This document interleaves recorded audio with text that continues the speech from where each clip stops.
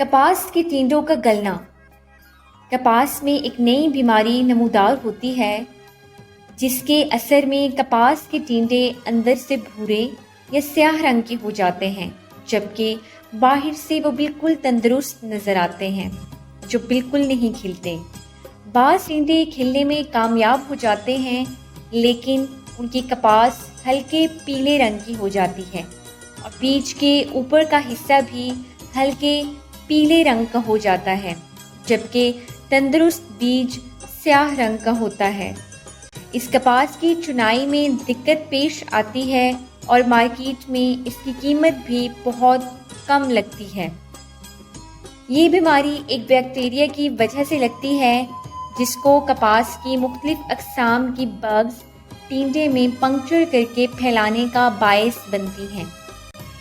اس بیماری کی روک تھام کے لیے کاٹن کی تمام بگز کا کنٹرول بہت ضروری ہے۔ اس کے کیمیائی انسداد کے لیے مینکوزیب کا استعمال مؤثر ثابت ہو سکتا ہے۔